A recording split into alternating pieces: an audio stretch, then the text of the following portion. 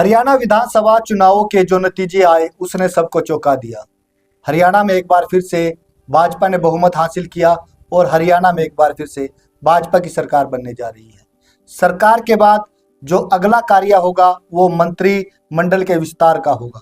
हरियाणा में कौन मंत्री बनने जा रहा है इसको लेकर आज हम चर्चा करेंगे और चर्चा में हमारे साथ मौजूद हैं वरिष्ठ पत्रकार देवीलाल बारना। आपका बहुत बहुत स्वागत है। धन्यवाद।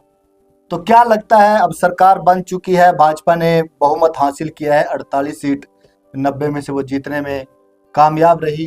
तो क्या लगता है इस बार कौन कौन जो मंत्रिमंडल होगा उसमें शामिल हो सकते हैं, कौन से वो चेहरे होंगे जिनका नाम लिया जा सकता है कि ये इस बार जो सरकार बनेगी उसमें मंत्री होंगे? पहले तो आपने एक बात कही कि जो चुनाव परिणाम आया है वो बड़ा ही चौंकाने वाला परिणाम है। इस बात में कोई दो राय नहीं है, क्योंकि पूरे जो भी आंकड़े पहले आए, सर्वे पहले हुए, उन सब में ये दिखाया जा रहा था कि कांग्रेस की सरकार हरियाणा में बन रही है। लेकिन चुनाव परिणाम जैसे ही आया तो सबको चौंका दिया। और इसमें एक और चौंकाने वाली बात है कि हरियाणा सरकार में जो नायब सरकार में मंत्री थे, उन मंत्रियों में से भी ज़्यादातर मंत्री जो हैं वो हार चुके हैं। उनमें से सिर्फ 2 ही मंत्री ऐसे हैं जो दोबारा चुनकर विधानसभा पहुंचे हैं, जिसमें महिपाल डांडा हैं, जो कि हालांकि खट्टर सरकार में वो मंत्री नहीं थे लेकिन नायब सरकार में वो मंत्री बने। और दूसरे जो खट्टर सरकार में भी और नायब सरकार में भी कैबिनेट मंत्री रहे मूलचंद शर्मा, वो भी अब की बार जीत कर आए हैं। तो ऐसे में ये बड़ी बात हो जाती है कि अब कौन कौन मंत्री बनेगा। हालांकि ये भी लगभग तय सा ही माना जा रहा है कि मुख्यमंत्री जो होंगे वो लगभग नायब सैनी होंगे। तो नायब सैनी के मंत्रिमंडल में कौन कौन शामिल रहेंगे? मैं यहाँ आपको रोकना चाहूँगा। आपने नायब सैनी का नाम लिया कि मुख्यमंत्री एक बार फिर से हरियाणा के बनेंगे, लेकिन अनिल विज जो 7 बार के विधायक भी रह चुके हैं और अपनी दावेदारी पेश कर रहे हैं, उनकी दावेदारी को मुख्यमंत्री पद को लेकर कैसे देखते हैं? देखिए, अनिल विज भारतीय जनता पार्टी के बड़े चेहरे हैं और अब की बार वो 7वीं बार चुनकर विधानसभा में पहुंचे हैं। तो ऐसे में उनको नज़रअंदाज तो नहीं किया जा सकता। लेकिन उनकी जो पीछे नायब सरकार जब बनी, खट्टर सरकार में वो कैबिनेट मंत्री थे, और जब खट्टर मनोहर लाल 2014 में मुख्यमंत्री बने, उस वक्त भी ये बड़ी चर्चाएं थी कि अनिल विज जो हैं वो मुख्यमंत्री बनेंगे।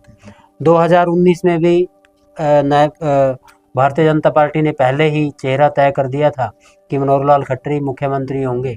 तो फिर वो उनको कैबिनेट में शामिल किया गया और गृह मंत्री हरियाणा का बनाया गया।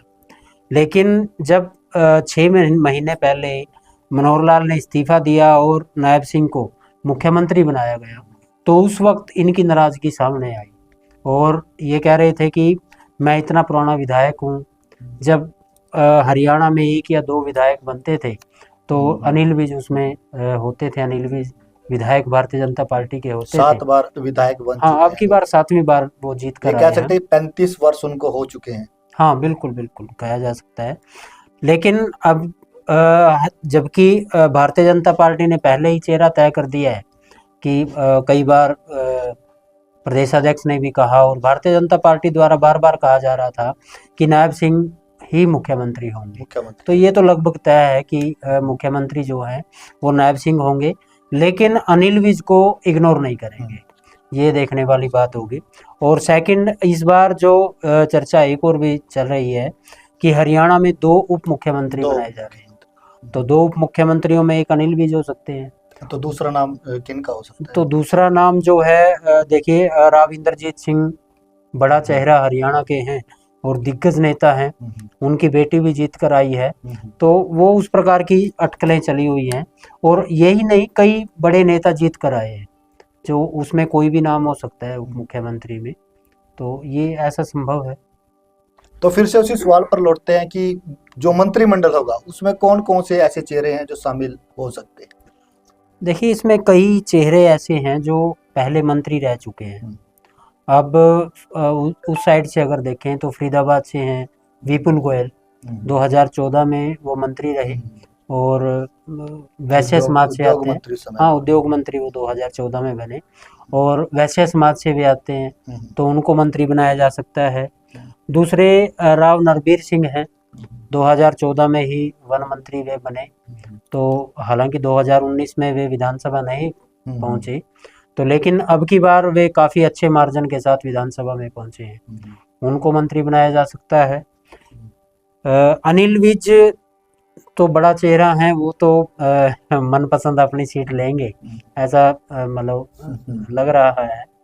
इसके अलावा भी अगर यदि बात करें तो जींद साइड में, जो कि जाट लैंड जिसको कहा जाता है, और वहाँ कृष्ण मिड्ढा लगातार तीसरी बार चुनकर वो आए हैं। एक बार उपचुनाव उन्होंने लड़ा। उनकी काफी संभावना इस बार जताई हाँ। जा रही है कि मंत्रिमंडल हाँ हाँ बिल्कुल, 2019 से पहले एक बार उपचुनाव में वो जीत कर आए, 2019 जीता, और अब की बार 2024 में भी वे ठीक ठाक मार्जिन से जीत कर आए हैं, तो उनको मंत्री बनाया जा सकता है, पंजाबी चेहरा है। और इसके बाद बल्लभगढ़ से जो जीत कर आए हैं मूलचंद शर्मा, पहले भी कैबिनेट मंत्री हैं, इनका भी लगभग अब की बार मंत्री बनना लगभग तय है। इसके बाद गोहाना से अगर उस साइड से चलें तो गोहाना से अरविंद शर्मा हैं, जो कि 3 बार सांसद रह चुके हैं। रोहतक से रहे हैं, सोनीपत हाँ, से, करनाल से, सोनीपत से और रोहतक से तो देखो दीपेंद्र हुड्डा को उन्होंने हराया था, था। तो वो अब की बार गोहाना से जीतकर विधानसभा पहुंचे हैं, तो उनको मंत्री बनाया जा सकता है। इसके बाद की यदि संख्या में देखें तो जाटलैंड से ही यदि बात करें, सिद्धों से राम कुमार गौतम दादा जीत कर आए हैं, तो बड़े चर्चित चेहरे ये रहे हैं। और जजपा में रहे, जजपा के विधायक पिछली बार 2019 में वे बने थे, लेकिन अब की बार सीट भाजपा में शामिल हो गई, सीट चेंज हो गई, और सिद्धों से वो जीत कर आए हैं। उनको भी ब्राह्मण चेहरा है, वो अच्छे बोलने वाले हैं, वक्ता ठीक ठाक हैं, तो उनको मंत्री बनाया जा सकता है। दूसरी तरफ उधर चले यदि पानीपत में, इसराना सीट से कृष्णलाल पंवार जीत कर आए हैं, जो कि 2014 में से पहले इनेलो छोड़कर भाजपा में शामिल हुए थे, बड़ा चेहरा वो माने जाते हैं। और इस 2014 में ही वो जेल मंत्री रहे, तो उसके बाद उनको 2019 में हार गए, तो 2019 के बाद उनको राज्यसभा भेज दिया गया। अब फिर वो कृष्णलाल पंवार जीत कर आए हैं, तो इस बार भी मंत्रिमंडल में उनका नाम हो सकता है। इसके बाद पानीपत से ही वैसे समीकरण बैठाया जाएगा पार्टी के द्वारा कि एक जिले से एक मंत्री हो, ये ऐसा प्रयास किया जाएगा। सभी जातियों से जो है अलग अलग जो जिनका रुतबा ज़्यादा है हरियाणा में, उन समाज से जो मंत्री बनाए जाए, ऐसा भी प्रयास किया जाएगा। तो दूसरे ही पानीपत ग्रामीण से महिपाल डांडा है, हाँ, वो भी अब की बार फिर से वो जीत कर आए हैं। हालांकि मनोहर लाल सरकार में वो मंत्री नहीं थे, लेकिन ठीक ठाक बोलते हैं, अच्छे मार्जिन के साथ वो जीत कर अब की बार भी आए। और नायब सरकार में वे उनको मंत्री बनाया गया था, तो उनको भी अब की बार मंत्री पद मिल सकता है। इसके बाद जीटी रोड बेल्ट से ही अगर देखें तो करनाल जिला जो है, करनाल जिला में यदि सभी सीटों का आंकलन किया जाए तो घरोंडा से हरविंदर कल्याण है। हरविंदर कल्याण ने अब की बार हैट्रिक लगाई है, तीसरी बार वो जीतकर विधानसभा पहुंचे हैं, और काफ़ी ठीक ठाक उनका अच्छा स्वभाव के कारण, वो नरम स्वभाव के कारण जाने जाते हैं। तो हरविंदर कल्याण को मंत्री पद लगभग मिलना तय है, मिलेगा ही लगभग, ऐसा तय माना जा रहा है। और इसके बाद यदि बात करें तो हरियाणा की राजनीति है और भारतीय जनता पार्टी द्वारा एक शुरुआत भी की गई है कि महिलाओं को भी विशेष रूप से आगे बढ़ाया जाए। तो ऐसे में महिला मंत्री भी बनाई जाएंगी। पहले भी जैसे कलायत सीट से कमलेश डांडा को मंत्री बनाया गया था, उससे पहले पानीपत से कविता जैन सोनीपत से वहाँ से उनको विधायक बनी थी और उनको मंत्री बनाया गया था। अब की बार महिलाओं को लेकर मंत्री बनाने की यदि बात की जाए तो संख्या बढ़ सकती है। संख्या वो कैसे बढ़ सकती है कि अब की बार फर्स्ट नंबर पे जो मैं बात करूं हिसार से, हिसार से कुरुक्षेत्र सांसद नवीन जिंदल की माता सावित्री। सावित्री जिंदल, जो कि देश की सबसे धनवान लेकिन महिला लेकिन मानी जाती इन्होंने है। आजाद उम्मीदवार के तौर पे बेशक आजाद उम्मीदवार के तौर पर चुनाव लड़ा, लेकिन जो मेरा आंकलन है, भारतीय जनता पार्टी द्वारा इनको सपोर्ट किया गया, वहाँ सपोर्ट किया गया और अच्छे मार्जिन के साथ, लगभग 20,000 के मार्जिन के साथ ये जीती हैं। और पहले भी 2 बार विधायक रह चुकी हैं, 2005-9 में, और हुड्डा सरकार में उस वक्त ये कांग्रेस में थे, तो मंत्री रह चुकी हैं। अगर नाम सावित्री जिंदल का आया है तो बिजनेस काफी बड़ा है इनका, उद्योग काफी बड़ा है। अगर इनको मंत्री बनाया जाए तो काम ठीक ठाक होंगे, तो ऐसा भी कुछ लोगों के मन में रहता है। और क्या ये भी कारण रहा इनकी जीत का? नहीं, देखिए, सावित्री जिंदल का अपना एक रुतबा है हिसार में, इनका अपना सिस्टम है, काफी अच्छी महिला इनको माना जाता है। और दूसरा, बड़ी उद्योगपति हैं और देश में सबसे धनवान महिलाओं में इनका नाम है, सबसे धनवान महिला ये है। तो दूसरा, मतलब कई ऐसे कारण बन जाते हैं। तीसरा, भारतीय जनता पार्टी का साथ इनको मिला, तो ये जीत कर वहाँ पर हिसार से आई हैं, तो मंत्री बन सकती हैं। इन्होंने अपना सपोर्ट जो है वो भारतीय जनता पार्टी को कर दिया है, समर्थन जो है वो कर दिया है। और दूसरी तरफ आगे यदि बढ़े तो शाम से श्रुति चौधरी जीत कर आई हैं, पहले किरण चौधरी की बेटी हैं, जो कि राज्यसभा में मेंबर अभी बनी है। और श्रुति चौधरी पहले भी लोकसभा जो सांसद हैं वो रह चुकी हैं, तो किरण चौधरी चाहेगी कि अगर और चौधरी बंसीलाल के की पोत्री हैं। लेकिन मैं यहाँ पे आप एक चीज जानना चाहूंगा, श्रुति चौधरी की आप बात कर रहे हैं कि वो उनको मंत्रिमंडल में शामिल किया जा सकता है। अभी कुछ दिन पहले ही विधानसभा चुनाव के कुछ दिन पहले ही इनकी माता और इन्होंने जो है किरण चौधरी ने और श्रुति चौधरी ने कांग्रेस छोड़ के भाजपा ज्वाइन की थी जी।